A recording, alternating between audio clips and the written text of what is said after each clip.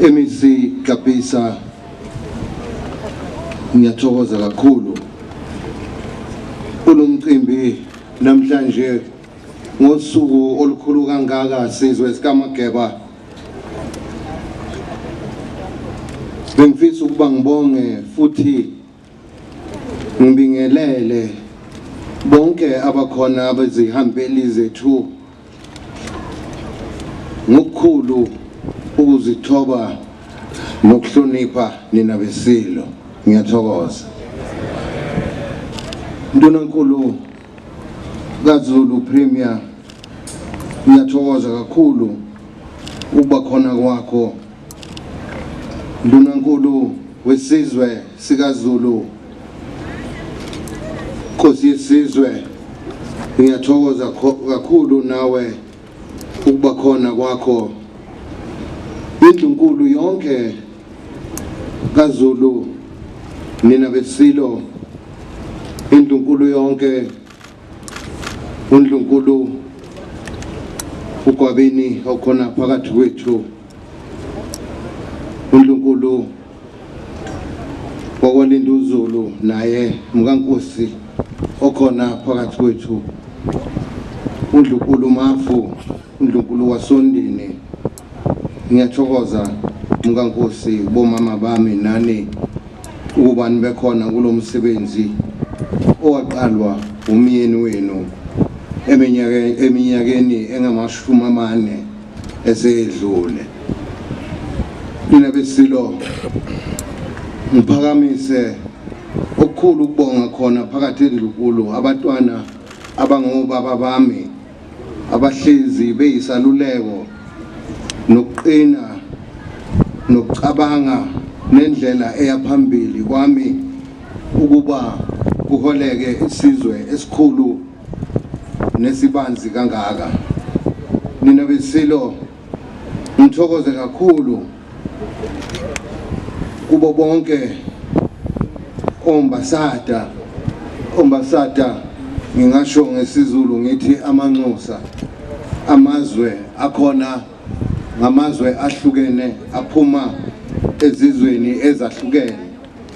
Ngisekhona lapho kwezangaphandle kukhona amakhosi ezizwe angaphandle nawo akhona phakathi kwethu ukubalisa ikakhulu.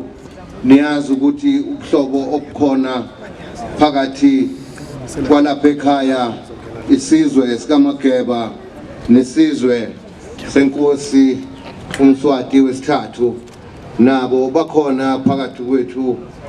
Ingwenyama yakwaNgwane ithumele abantu abenkosi, iyathumela kanye nezibutho ukuba bezoyisingathela ukuphakamisa nokukhomba ubuhlobo obukhona phakathi kwalezi zizwe. Nina besilo, ngibonge kakhulu ngituse ubuhlobo obukhona phakathi kwethu siyindlunkulu kaZulu nesizwe sikaZulu, ubuhlobo obukhona phakathi kwethu nohulumeni. Sithokoza kakhulu bakhona bonke o-MEC bemkhakha eyahlukahlukene ngokusebenza. Abangazi-ke o-MEC nabo zinduna ngesizulu, bengacabanga ukuthi ngiyabehlisa uma ngithi zinduna, kuyigama nje sizwe sikaMageba lesizulu, ukuhlonipha ulimi likaMageba. Ngithokoza kakhulu nina besilo, kunamakhosi alapha kwaZulu, amakhosi asedlunkulu phakathi kwethu. Mangiphatha indaba yamakhosi okuyiwona abheke onke amagquma kaZulu ebhekela isihlalo, uqala kwalomsebenzi ngeminyaka ewu-40 edlule. Ingwenyama ebuzile lo mcimbi omhle kangaka nomkhulu kangaka isilo esebuzile sawuqala kanye namakhosi aso. Ngiyathokoza makhosi ukuthi namhlanje sisayibambile futhi kaniphele imandla ngoba nakho umsebenzi wenu namanje usabonakala. Mina besilo ngiqhubeke ngibonge bonke abeyinhlangano abaholi beyinhlangano abakhona phakathi kwethu. Ngibonile umhlonishwa uhlabisa naye ukhona phakathi kwethu. Umongameli bakwethu ubethe ngimxolisele kakhulu esizweni naye ube naso isifiso sokuba bekhona kanye nathi kulomsebenzi kodwa ngenxa yemisebenzi yesizwe uthumele iofisi lakhe nalo siyabonga ukuba likhona phakathi kwethu. Siyabonga kakhulu nabesilo. Sengiqhubeka ngibonga kuwo wonke amakhansela akhona. Ngibonga kakhulu amakhansela sengiphinda futhi kwesibili amakhansela nezimeya zasemkhanyakude. Umkhanyakude kade sinomhlanga evikini eliphelile kade umuhle kakhulu umhlanga wethu emkhanyakude. Benginovalo ukuthi kaze kuyohamba kanjani kodwa uNkulunkulu emuhle wasibusisa kwaba kuhle kakhulu. Ngiyathokoza kakhulu zonke intombi zasemkhanyakude ezikhona futhi namhlanje ngoba phela lisami njengamagama enkehli. Nganicela ukuba ngoba silapha sasilapha esigodlweni sasemagcobeni sendlonkulu uMdolomba ukuba ngiyanicela ukuba ningilandele siye emashobeni ngoba umsebenzi wasemashobeni sonke silapha sishawa yuvalo ukuthi kaze kuyohamba kanjani ngoba kungokokuqala. Ngiyanibongela nonke enilapha manijabulise inhliziyo yengwenyama nanginikeza isibindi neza ngenibizile ngicela ke nishayele ihlombe.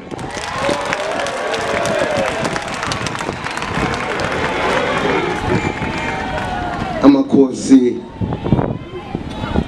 izindlovukazi ezazadlula bakanye nathi sizwe sikaMageba sengiqhubeka ngicela ukuba ngiphakamise kakhulu ukuba khona kwendlovukazi yesizwe sasemvuleni okuthiwa i-The Rain Queen indlovukazi umjaji naye ukhona phakathi kwethu uzovusa ubukhosi obabuhlobo obabukhona phakathi kwalobu bukhosi emandulo ukuba namanje lobu buhlobo obabukhona phakathi kwesizwe sabo nesizwe samaZulu buqhubeke. Mina besilo iofisi likahulumeni elingaphansi kwengwenyama ngiyabonga kakhulu. Muhle umsebenzi wenu Lunankulu kaZulu. Ngiyancoma kakhulu isikhathi Mphemba esibambisene ngaso esifishane kakhulu kodwa esinzima sibambisene kwaba kuhle kakhulu okukhombayo ukuthi siyasebenzisana futhi umoya munye. Ngithokoza kakhulu ngiyazi bakwethu ukuthi abezamafa baseduze kakhulu enhlizweni yami ngoba ngibabiza ngabagcine masiko bethu. Nina besilo ngiyabonga kakhulu ibutho ukuba khona kwebutho kulomsebenzi ngoba ibutho lisuke lizovikela nina intombi zisizwe ukuba nazi njalo ukuthi nivikelekile ngaso sonke isikhathi. Ngithokoza kakhulu ebuthweni eliyingubo lesihlalo ingubo kaZulu ngiyathokoza butho likaMageba anisili ibutho lami nibutho likababa nina mina elami liyokwakhiwa abantu abami nibutho likaMdlokombane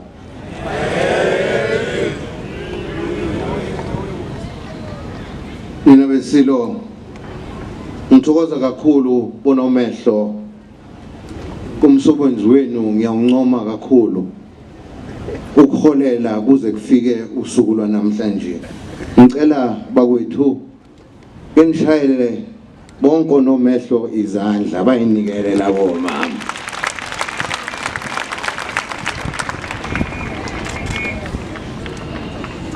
abande onomehlo bangempela nabesi zimbali zami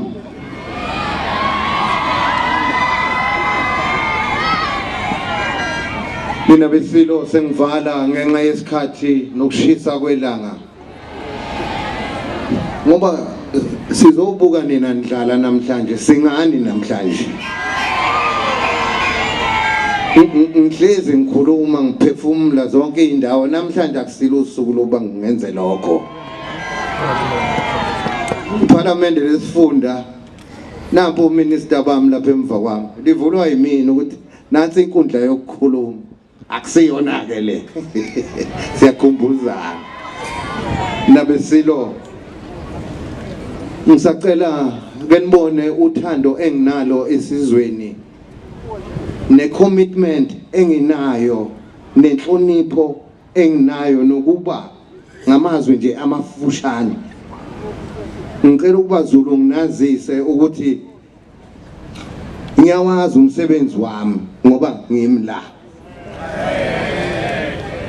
ngeke futhi kubhlungu ukuthi kungasuka enye indoda izotshela mina ngomsebenzi wami ukuthi ngiwenze kanjani iyakwazi into ukuhlala lapha kunjani ayifundelwa lento engihlezi kuyo ngeke uye esikoleni ngizovikela amasiko nesizwe